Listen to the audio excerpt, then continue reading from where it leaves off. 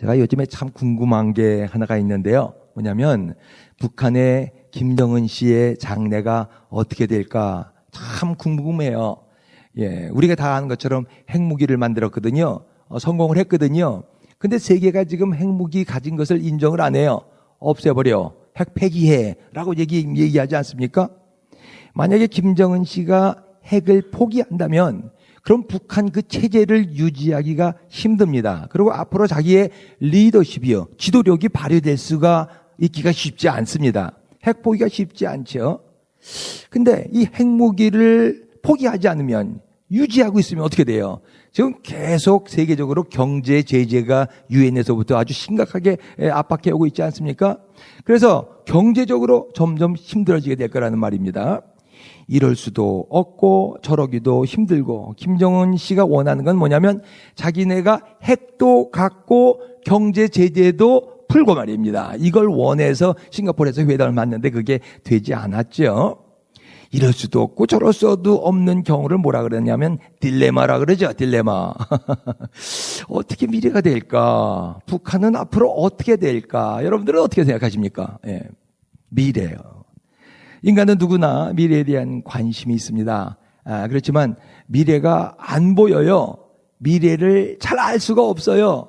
그렇기 때문에요. 인생은 항상 불안해요. 죽을 때까지 불안해요. 인생은요. 미래에 대한 관심은 있는데 항상 보이지가 않기 때문에 걱정만 하게 되죠.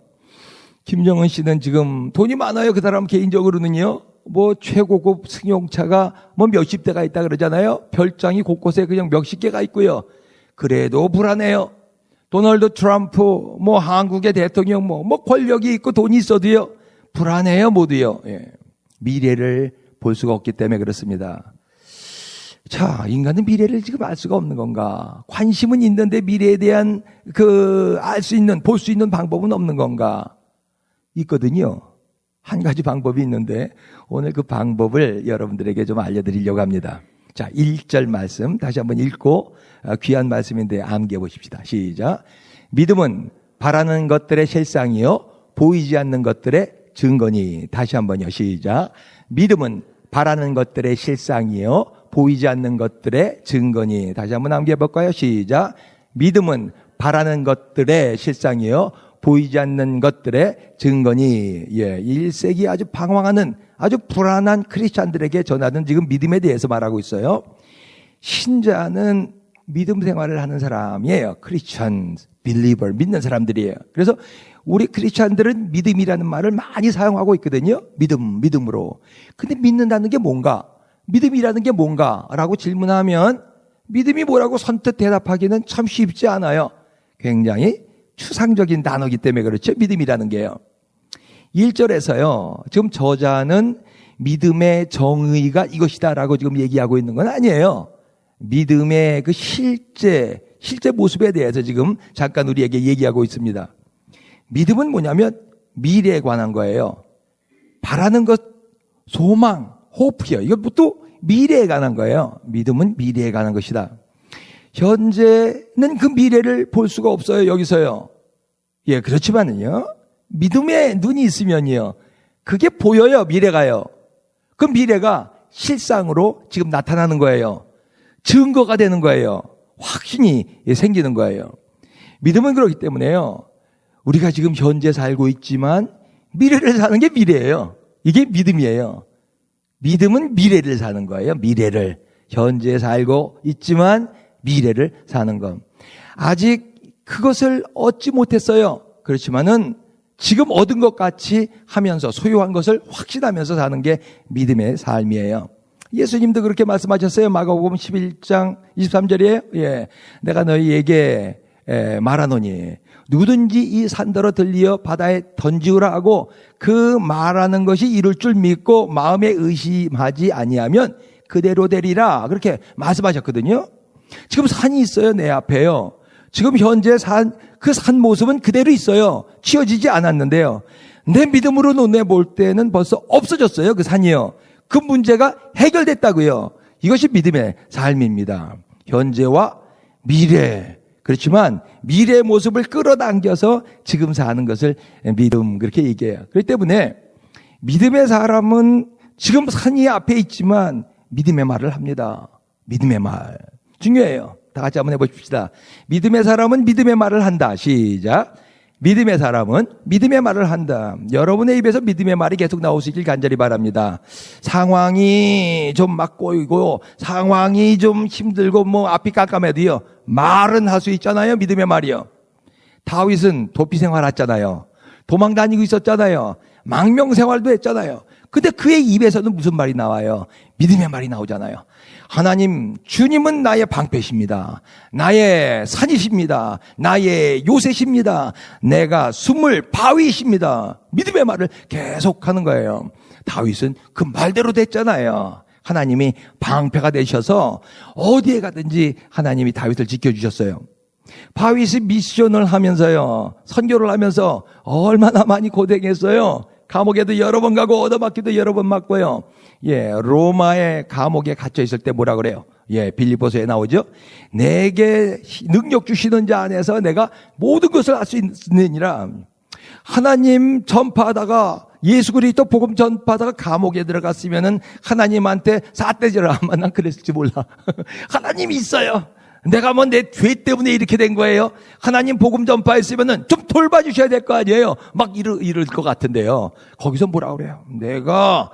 나는 나에게 능력 주신 자, 내가 모든 걸 할 수 있느니라. 지금 감옥에서 쇠고랑 차고 있으면서 수갑 차고 있으면서 그러면서도 이런 믿음의 말을 한단 말입니다.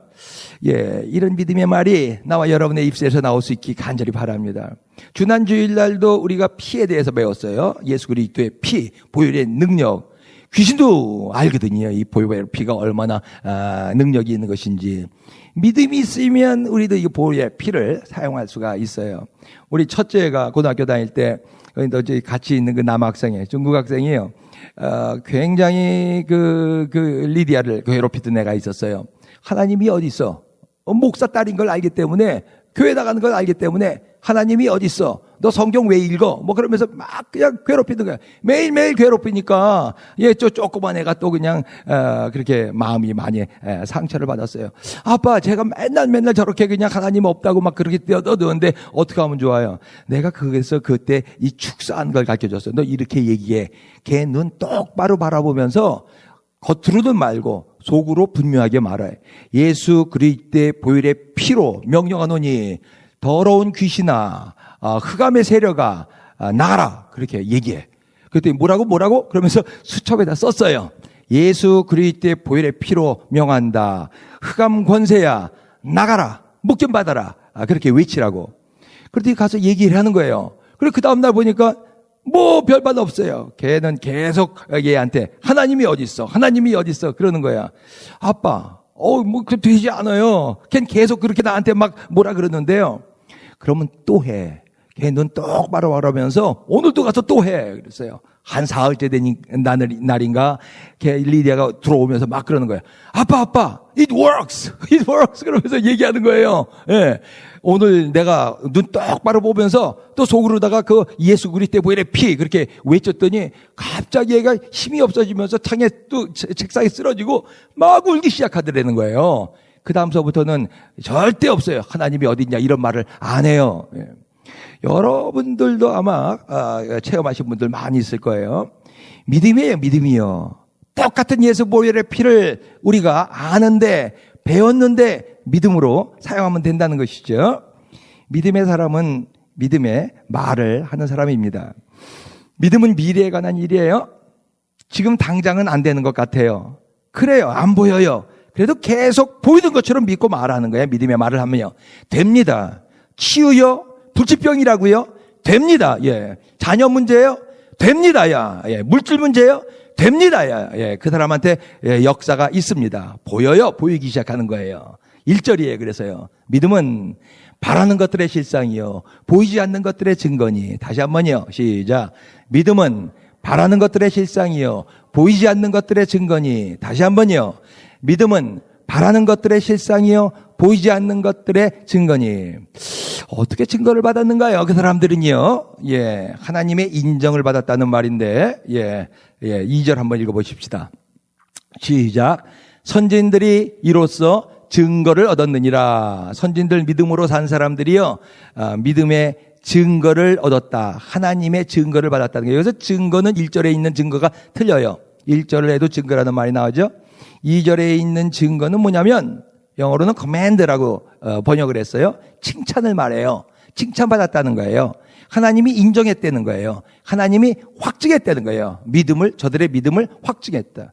여러분들 믿는 거 알아요. 하나님 믿고 계십니다. 여러분들의 믿음이 하나님의 칭찬을 받았습니까? 여러분들의 믿음이 하나님이 인정하신 적이 있습니까? 예, 나와 여러분들의 믿음이 하나님의 증거를 받을 수 있기를 간절히 바랍니다. 칭찬이에요. 하나님의 증거만 받으면 끝이에요. 11장에서요. 11장을 믿음장이라 그러는데 여기에서 증거라는 단어는 굉장히 중요한 단어예요. 여러 번 이 증거, 하나님의 증거입니다. 에 대해서 나와요. 어떻게 믿음의 조상들은, 믿음의 선진들은 이 하나님의 증거를 받았을까? 어떻게 저들의 믿음이 하나님이 인정을 하시는 믿음이 됐을까? 하나님 칭찬받았을까? 예, 여러 인물들이 11장에는 나오죠. 시간이 없으니까 우리 첫 번째 인물 한 번만 보겠습니다. 4절이에요. 시작. 믿음으로 아벨은 가인보다 더 나은 제사를 하나님께 드림으로 의로운 자라 하시는 증거를 얻었으니 하나님이 그 예물에 대하여 증언하심이라. 그가 죽었으나 그 믿음으로써 지금도 말하느니라. 예, 아벨에 대해서 지금 얘기하고 있습니다. 예, 아벨이 뭐예요? 에덴 동산 이후에 창세기 4장이죠. 그다음에 4장에서 나오는 첫 번째 사건이 뭐냐면 제사 사건이죠. 가인과 아벨의 제사 사건이요. 예배 문제거든요. 하나님은 예배를 매우 귀중하게 생각합니다. 왜냐하면 죄 지은 인간이 유일하게 하나님과 교제할 수 있는 방법이 이 예배, 구약의 제사이기 때문에 하나님은 제사 문제, 예배 문제를 중요시 여기죠. 자, 창세기 4장에서 첫 번째 예배자가 가인과 아벨인데요. 우리가 다 아는 것처럼 가인의 제사는 하나님이 받지 않으셨어요. 아벨은 양으로 제사를 드렸는데 하나님이 받으셨어요. 가인의 제사는 식물 제사였기 때문에 받지 않으셨는가? 하나님은 고기를 좋아하시는 분인가? 채식주의자가 아니시기 때문에 아벨 제사를 받았는가? 요 조금 미스테리한 규절이죠, 이거요. 왜 하나님은 아벨 제사는 받고 가인 제사는 안 받았는가? 여기서요, 재물 문제가 아니에요. 어떤 사람은 양을 드렸어야 된다라고 얘기하는데 절대 재물 문제가 아닙니다. 레위기 1장에 보면은 이제 재물에 대해서 나오는데요. 소를 드릴 수 있어요. 예, 제일 비싼 거죠. 만약에 너희가 소를 드릴 수 없으면 양이나 염소를 드려라라고 되어 있어요. 양이나 염소를 드릴 수 없으면 너희는 산비둘기나 집비둘기도 드려라라고 되어 있어요. 그 다음에 또 중요한 말이 나오는데요. 만약에 너희들이 비둘기도 드릴 수 없다면 밀가루를 드려라 했어요. 밀가루를 드려라. 그러면요, 죄가 사해질 때 양으로 드렸으면은 죄가 온전히 사해지고 밀가루로 드렸으면은 죄가 조금만 사해질까요? 아니에요. 효과는 똑같아요. 어떤 걸로 드리나 똑같아요. 양으로 드리나 밀가루 드리나 똑같아요. 집에 가서 시간 있으시면은 레위기 5장 11절 읽어보세요. 예, 이걸로 드리든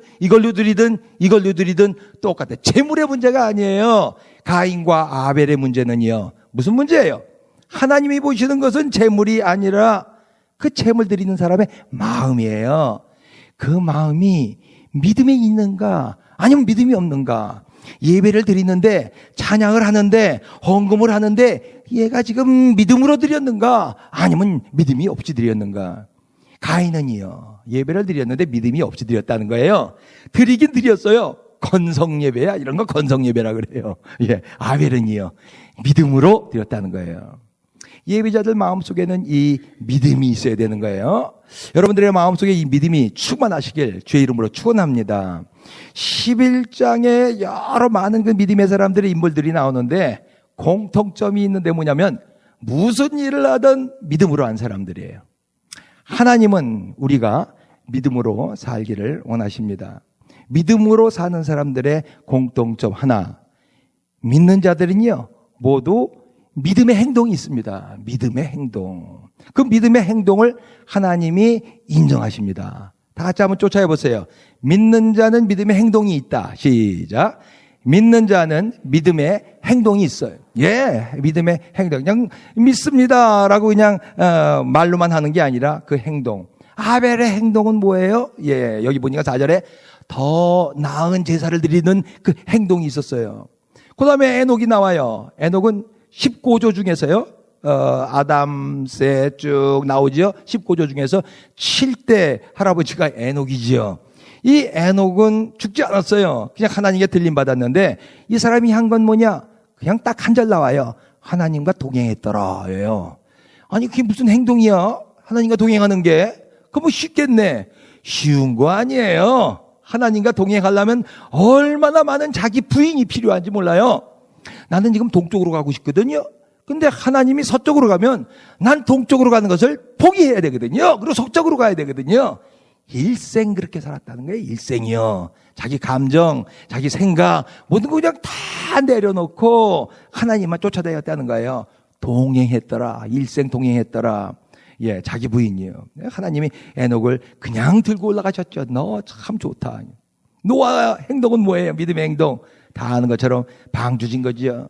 아브라함의 믿음의 행동은 뭐예요? 예, 떠나라. 그러니까 그냥 그 늙은 할아버지가 떠나는 거예요.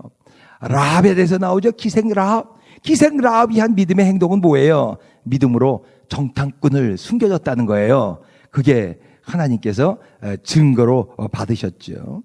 하나님은 저들의 행동을 믿음의 행동으로 인정하신 거예요. 그래서 증거를 주시고 칭찬하셨다는 거죠. 믿음으로 행동하는 일은 쉽지 않습니다. 왜냐하면 믿음으로 행동하면 반드시 고난과 핍박이 따라오기 때문에 그렇습니다. 아벨이요. 예, 보다 나은 제사를 드렸는데 뭐예요? 형의 시기를 받았잖아요. 첫 번째로 죽음을 당했잖아요. 살인 받은 사람이에요. 살인 당한 사람이에요. 노아, 주위에 있는 사람들, 친척 동료들로부터 얼마나 조롱을 받았겠어요. 아브라함, 혼자 가나안 땅에서 얼마나 많이 외로웠겠어요. 예. 이 믿음의 사람들은 다 그 외로움과 위험과 손해와 희생과 오해와 핍박과 비난과 이런 것들을 받으면서 믿음의 행동을 한 사람들입니다. 이 세상에 편안한 믿음 생활은 하나도 없어요. 왜요? 이 세상은 어둠이 잡고 있는 어둠의 세력이 지금 지배하고 있는 이런 세상이기 때문에요. 편안할 수가 없어요. 우리 크리스찬들은 뭐예요? 적진 속에 있는 거거든요. 지금 이 세상에 산다는 것은 적진 속에서 어떻게 편안할 수가 있어요? 편하다면 뭐예요? 만약에 우리가 크리스찬인데 편하다면 그거는 가짜 크리스찬이기 때문에 그래요. 지금 적에 가까운 거는 지금 적과 가깝기 때문에 그런 것이죠. 믿음으로 우리가 살 때 우리 어떤 일들이 우리의 삶에 벌어지는가? 두 가지 종류의 일이 기록되어 있어요. 타입 A 타입은 뭔가요? 33절서부터 보십시다. 시작. 그들은 믿음으로 나라들을 이기기도 하며 의를 행하기도 하며 약속을 받기도 하며 사자들의 입을 막기도 하며 불의 세력을 멸하기도 하며 칼날을 피하기도 하며 연약한 가운데 강하게 되기도 하며 전쟁에 용감하게 되어 이방 사람들의 진을 물리치기도 하며 여자들은 자기의 죽은 자들을 부활로 받아들이기도 하며 약속이 이루어졌어요. 하나님께 기도한 기도의 제목들이 이루어졌어요. 내 삶 가운데 기적이 일어났어요. 기적과 이사를 볼 수 있었어요. 지금 사자들이 지금 사자굴 속에 들어가 있는데 하나님께서 그 사자들의 입을 막아주셨어요. 지금 엄청난 군대들이 막 몰려오는데 나는 싸울 힘이 없는데 하나님께서 싸워서 이길 수 있게 해주셨어요. 약속 또 하나님의 기도의 제목들이 응답된 순간이에요. 이때 신앙생활하는 맛이 나죠, 그죠? 이때 참 신납니다. 그리고 그냥 입에 침을 튀기면서 막 간증할 수 있어요. 하나님이 나한테 이렇게 하셨어. 정말 멋지신 하나님이야. 크신 하나님이야.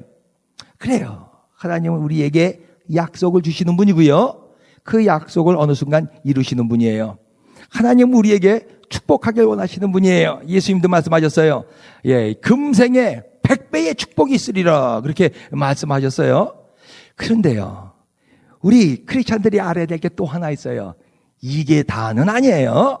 하나님을 믿었을 때 벌어지는 일. 자, 35절도 다시 한번 더 읽어보십니다. 시작.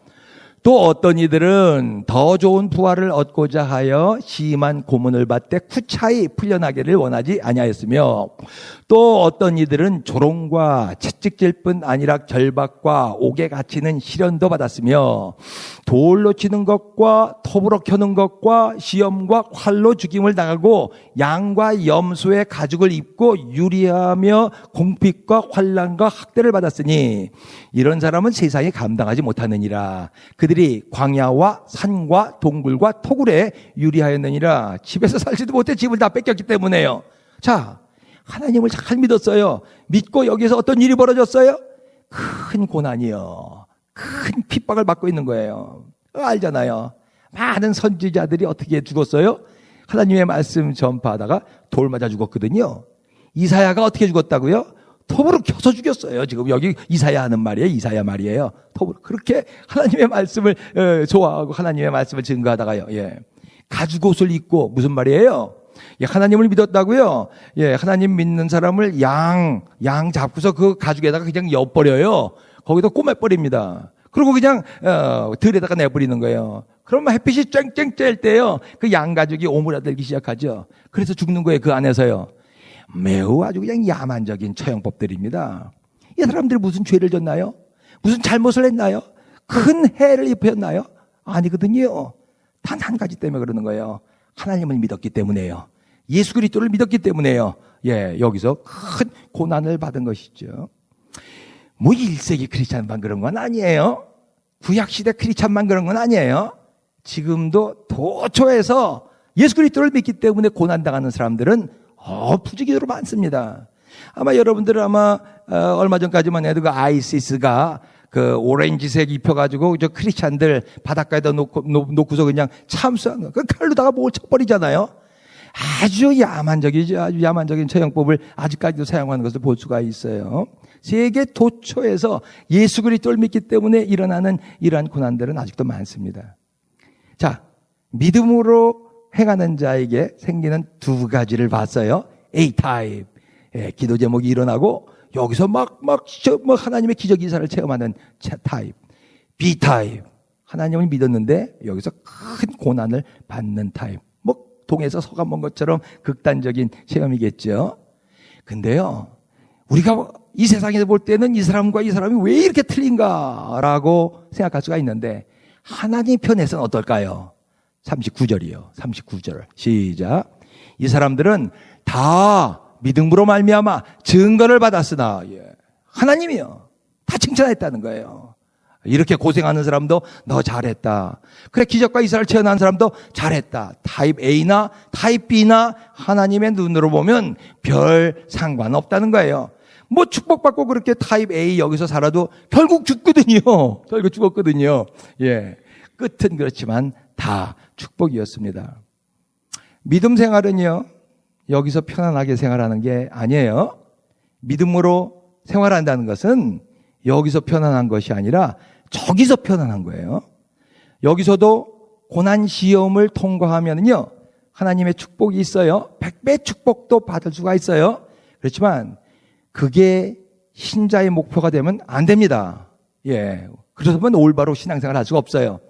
우리의 목표는 항상 저기여야지 여기에서 무슨 성을 쌓고 산다고 생각하면 신앙생활을 할 수가 없습니다. 반드시 하나님의 놀라운 축복이 있습니다. 우리는 어떻게 믿음으로 살 수가 있는가? 어떻게 우리의 믿음을 강하게 할 수가 있는가? 마지막으로 한 가지 여러분들에게 조언을 드리고 싶습니다. 10장 25절 말씀이에요. 10장 25절. 시작. 모이기를 패하는 어떤 사람들의 습관과 같이 하지 말고 오직 권하여 그들이 가까움을 볼수록 더욱 그리하자. 다시 한번요. 시작. 모이기를 패하는 어떤 사람들의 습관과 같이 하지 말고, 예, 여기까지만 보셔도 돼요. 모임을 패하려는 자꾸 교회 가지 마. 교회 가지 마. 교회 뭐 그냥 일주일에 한 번만 가면 됐지. 뭘 그렇게 교회 가는 거야. 교회 모임이 뭐 그렇게 많니? 예. 왜 교회 가지 말라 그러는가요? 예, 여러 가지 이유가 있어요. 예, 1세기 크리스찬들, 특별히 히브리 크리스찬들에게는 그 유대 회당, 시내고구에서 나왔었기 때문에 그 친구들, 아직까지도 그 시내거기에 다니고 있는 사람들이 복귀 권유를 했겠죠. 아주 강권했겠죠. 돌아와. 왜 교회를 다니고 있는 거야? 너 회당을 다녀야지. 라고 얘기한 사람들이 많았겠죠. 또 그 중에는요. 세상 모임이 더 재밌어. 아유 뭐 교회 가니까 뭐 재미가 없어. 맨날 기도만 하고 찬양만 하고 좀 뭐 술도 좀 마시고 좀 그래야지 재밌잖아. 세상 모임, 친구들 모임이 훨씬 더 재미있는데. 예, 그렇겠죠. 또 어떤 사람은요. 아유 뭐 신앙이 개인적인 거 아니야? 내가 하나님 믿으면 되지 뭐. 나와 하나님의 관계야. 그렇기 때문에 교회 난 그 김지사 보기 싫거든. 꼴 보기 싫거든. 교회 뭐 목사가 뭐 저래. 더러운 꼴 보기 싫어. 예, 그냥 신앙 나 혼자 그냥 깨끗하게 독야 청청하리라 그러면서 신앙생활 하고 싶은 사람도 있었겠죠. 또요. 이 세상 사는데 그냥 먹고 사는데 얼마나 바쁜데 애들 키우는 게 얼마나 바쁜데 그냥 일주일에 한번 좀 빨리 갔다가 그냥 교회 오면 되는 거지 뭘 교회 그렇게 뻔질나게 다녀. 예. 아니에요. 믿는 자는 믿음으로 사는 사람과 함께 해야지 됩니다. 함께 예배드리고 함께 기도하고 함께 활동해야 돼요. 그래야 믿음이 자랍니다. 그래야지 믿음이 유지될 수가 있는 거예요. 믿음 유지하는 거 쉽지 않습니다. 이 세상 살면서 우리 믿음 조금 가지고 있는 믿음 금방 까먹습니다. 믿는 자와 함께 하실 수 있기를 주의 이름으로 축원합니다. 그 사람이요. 교회에 다니는 바로 그 사람이요. 김 집사요. 좀 부족한 것 같아요. 그래도요. 그 사람이 하나님을 믿는다면 세상에 있는 사람보다도 그 사람과 함께 해야 됩니다. 믿음으로 살려고 애쓰던 사람 바로 그 사람과 함께 해야 돼요. 그래야지 내 믿음도 자랍니다. 어떤 사람은 그렇게 말해요. 교회 다니면서 교회 안 다니는 사람들이 더 훨씬 좋은 것 같아요. 이렇게 말하는 사람이 있어요. 그런 소리 하지 마세요. 예, 뭐가 착해요? 착하거든요. 교회도 안 다니는 사람이요. 예, 그 사람 지금 교회 안 다녀요. 어떤 사람은 또 그렇게 얘기해요. 절에 다니는 여자들이 교회 다니는 여자보다 훨씬 더 착한 것 같아요. 그런 소리 하지 마세요. 예, 무슨 착해요? 착하거든요. 자기한테 밥 한 끼 사주고 자기한테 좋은 말 해주면 다 착하다 그러죠. 예, 그거 아니잖아요. 예, 그 사람 지금 교회 안 다녀요. 예, 착해봤자 얼마나 착하겠어요. 예. 인격적으로 그 김 집사가 아니면 박 집사가 뭐 이 집사가 모난 부분이 있을지 몰라요. 교회 다니면서. 그래도 하나님 편에서는요 매우 귀한 자예요. 그들과 함께 하실 수 있길 주의 이름으로 축원합니다. 그래야 믿음의 영향을 받을 수가 있어요. 운동이요. 저 아침마다 운동 그 짐에 가서 꼭 운동을 하거든요. 집에서 해도 되거든요. 그죠? 왔다 갔다 하고 뭐 이러는 시간 세이브 해가지고 집에서 나 혼자 집에 자전거도 사놨거든요. 나 혼자 타면서 뭐 열심히 운동하고 뭐 할 수 있어요. 예. 근데 잘 안 돼요. 집에서요. 잘 안 돼요. 하다 말다요. 그래서 제가 그냥 죽으라고 아침에 짐에 그 체육관에 가요. 함께 하니까요. 여러 명이 다 운동하니까요. 예. 훨씬 더 효과적이죠. 공부도 그렇다 그랬지 않았어요? 예, 집에서 공부할 수 있거든요, 혼자. 근데 도서관 가면요, 훨씬 더 효과적으로 공부할 수 있어요. 왜? 다 공부하고 있으니까 거기서 내가 놀지 않고 공부할 수가 있죠. 신앙생활 마찬가지예요. 좀 부족한 인격들이 모였을지는 몰라요. 그래도 재미있는 좀 들릴지 몰라요. 그래도 그 사람들과 함께해야 내 신앙이 자랍니다.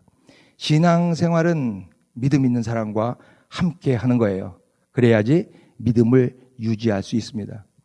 난 불신 가정에서 태어났거든요. 교회 우리 가족은 다녀본 적이 없습니다. 근데 음악 공부를 하고 나서 각 교회에서 지휘를 해달라는 부탁을 많이 받아가지고 그때 이제 교회를 나가게 됐어요. 음악 때문에 나갔어요. 예, 돈 준다 그러니까 한 달에 얼마씩 준다 그러니까 그 받는 재미가 있어가지고 교회를 다녔어요. 성경이요? 예, 가본 적도 없고요. 믿음이요? 그건 나랑 생각해 본 적도 없고요. 뭐 기도요? 뭐 이런 거 해본 적도 없고요. 예. 그분들 나한테 세례 받았습니까? 물어본 적도 없어요. 그냥 제가 열심히 하니까 성가대원이 열심히들 노래하게 만드니까 그거 좋아가지고 이 교회 저 교회에서 많이 지휘를 했어요. 부평교회 간 이유는요. 그 교회에서 제일 많이 줘서 갔어요. 돈을요. 이 교회 다니다가 이 교회에서 돈을 많이 준다 그러길래 그 교회로 그냥 옮겼어요. 뭐 내 목적이 신앙이 아니기 때문에 갔죠. 근데 처음으로 이 교회에서는 좀 이상한 걸 느꼈어요. 이 사람들은요, 젊은 사람들이 좀 또 성가 예배, 성가 끝난 다음에 딴 교회에서는요, 우리 같이 술 먹으러 가자 그러면 같이 맥주집에도 가고 그랬었거든요. 가는 사람이 없어요. 담배 피는 젊은이가 한 사람도 없어요. 참 이상하네. 내가 좀 잘못된 교회에 들어왔나? 매일 저녁마다 모여서 미친 듯이 부르짖으면서 기도하는 교회였어요. 부평감리교회예요. 지금도 그래요. 지금도요. 성령을 다들 체험했어요. 다들 방언으로 찬양을 하고 있어요. 어느 날은 성가대가 100명이에요. 성가대가 100명인데 찬양을 하는데 다 같이 똑같이 방언으로 찬양하는 거 보고 제가 얼마나 소름 끼쳤는지 몰라요. 워샬라라 가샬라라 거이야 야샬라 그러면서 저게 뭐야 저. 난 생전 들어보지 못한 거예요. 전체가 똑같은 방언으로 그렇게 찬양을 하더라고요. 성령 충만한 교회였어요. 예, 그것이 나한테 맨 처음엔 어색했는데 점점 나도 살아계신 우리 하나님이 하시는 일을 보게 됐고 나도 성령의 감염이 되더라고요. 하나님의 음성이 들리더라고요. 하나님이 하시는 일이 보이더라고요. 예. 얼마나 감사한지 몰라요. 내가 이 교회에서 처음으로 하나님을 믿게 되고 집사직분도 받았어요. 나는 내 모교회, 부평감리교회를 내 모교회라고 그렇게 얘기를 합니다. 여기서 예언을 받았어요. 곧 독일에 가서 공부하게 될 거라고요. 정말 뜻하지 않게 그때 외국 유학 가는 게 굉장히 힘들거든요. 유학 고시도 봐야 되고 별 과정이 많았었는데요. 독일에 가서 정말 유학하게 됐어요. 거긴데 유학생 교회들이 쾰른에 여러 개가 있거든요. 유학생들이 많이 있었으니까. 근데 유학생 교회 안 가고 내가 친한 친구가 대학생 선교 단체, 선교회에 가입해 있었기 때문에 나도 유학생 교회 가지 않고 그 선교회에 들어갔어요. 거기서 신앙생활 하게 됐어요. 유학생 교회는 주일 한 번 가면 돼요. 그리고 재밌어요. 여학생들, 남학생들 모여서 친교, 이렇게 여행 많이 다녀요. 이 선교회는요, 또 달라요. 매일 밤마다 모여요. 매일 밤마다. 학교 공부 끝나고 나면 매일 밤마다 모여서 기도하고 뭘 하냐면 성경 공부를 같이 해요. 한 2시간 정도씩 목 모여가지고 창세기, 요한복음, 마가복음, 성경 공부를 하는데, 와, 내가 놀랐어요. 목사도 없어요. 그냥 자기들끼리 공부하면서, 발표하는 거예요. 수행하는 거예요. 그때 얼마나 많이 배웠는지 몰라요. 신학교에서 공부한 거는 그건 될 것도 아니에요. 그때 독일 4년 동안 있으면서 그 선교회에서 참 성경 공부 참 많이 했어요. 재미요? 친교요? 이런 거 별로 없어요. 그렇지만 성경 말씀 참 많이 배웠어요. 얼마나 감사한지 몰라요. 이 두 교회가 저에게 큰 믿음의 영향력을 끼쳤습니다. 지금 내 신앙의 두 기둥이에요. 여러분들에게 자꾸 성령 얘기를 합니다. 성령 받으라고요. 체험하라고요. 성령 얘기만 해요? 성경 얘기하잖아요. 성경 말씀 암기하라고 자꾸 말씀하잖아요. 이 두 기둥이 필요해요. 하나님의 말씀, 성령이요. 이 체험이요. 우리 지금 포도나무 교회 두 기둥입니다. 성령과 성경이요. 여러분, 이 두 가지 다 모두 귀하게 여기실 수 있길 간절히 바랍니다. 어떤 물에서 노는가 참 중요해요. 어떤 물에서 노는가. 그 영향을 우리가 많이 받기 때문에 그래요. 믿음이 강한 자와 함께하면 내 믿음도 강하게 되는 거예요. 우리는 매일 저녁 모여서 같이 기도합니다. 주일 예배뿐만 아니라 금요일 날 함께 예배 드려요. 참 감사해요. 지난 금요일 날도 전혀 오시지 않으셨던 분이 참석하셔서 같이 기도하는 거 보고 참 아주 감격을 했어요. 수요일 날에는 우리 중보기도 팀이 있습니다. 8시부터 8시 반까지는 우리 함께 기도하고 8시 35분서부터 한 30분 동안 같이 중보해요. 요번 수요일 날은 전도팀과 같이 기도를 하는데 여러분 꼭 오셔서 같이 기도하실 수 있길 부탁드립니다. 함께 하십시다. 강한 믿음의 교회를 함께 만들어 가십시다. 지난 금요일 날 박 목사님 오셔서 우리에게 많이 은혜를 주셨는데 한 말씀 하셨잖아요. 맨 마지막에. 포도나무 교회는 영적 전쟁의 전초기지다 그랬어요. 전초기도, 기지다. 중보기도 하라 그렇게 말씀하셨습니다. 다른 교회보다 더 기도해야 됩니다. 이 교회는요. 그렇게 말씀하셨어요. 그래서 중보자들을 많이 심어 놓으셨습니다. 그러면요 2세들이 앞으로 몰려오게 될 겁니다. 그렇게 말씀하셨어요. 그리고 여러분들 1세대들은 그들을 서포트하는 자들이 될 것입니다. 전 이 말이 박 목사님 입에서 나온 것이 아니라 하나님께서 주신 말씀이라고 믿습니다. 많은 사람들이 이곳에 와서 생명, 성령의 물을 퍼갈 것이라고 믿습니다. 지난 수요일 날은 그런 감동도 주셨어요. 목사님들도 오셔서 여기서 성령의 물을 퍼갈 것이다. 너희들은 기도만 해라. 함께 이것을 여러분 기도의 장소로 만들어 가십시다. 뉴저지의 마가의 다락방이 되게 하십시다. 믿는 자들은 믿는 자와 함께 해야 됩니다. 인생이 불안해요. 여러분, 하루라도 걱정 없이 살아본 날이 있습니까? 특별히 이민자들이요. 예, 불안하죠. 어떻게 살아야 되는가요? 히브리서 11장을 믿음장이라 그래요. 믿음으로, by faith. 이 말이 18번이나 나옵니다. 하나님은 우리가 불확실한, 불투명한 세상을 믿음으로 살아가길 원하십니다. 믿음으로 산다는 건 뭐예요? 예, 믿음의 말을 하면서 사는 거예요. 또 믿음의 행동을 하면서 사는 것입니다. 이때 위험이 따라올 수 있어요. 희생과 손해와 외로움과 비난과 오해와 이런 것들이 수반될 수 있어요. 그렇지만 꼭 알아야 될 건 믿음 생활은 여기서 편하자고 믿음 생활하는 거 아니에요. 저기 가서 편하자고 우리 믿음 생활하는 거예요. 믿음이 없으면 우리 주위에 있는 사람들만 보여요. 그럼 우린 불안해집니다. 믿음이 있으면 우린 하나님이 보여요. 담대할 수가 있습니다. 믿음이 없으면요, 현재 힘든 상황만 보여요. 두렵습니다. 믿음이 있으면요, 미래가 보여요. 소망이 있습니다. 여러분들이 지금 믿고 있는 건 무엇입니까? 그 믿음으로 여러분들이 하고 있는 믿음의 행위는 무엇입니까? 기도하겠습니다.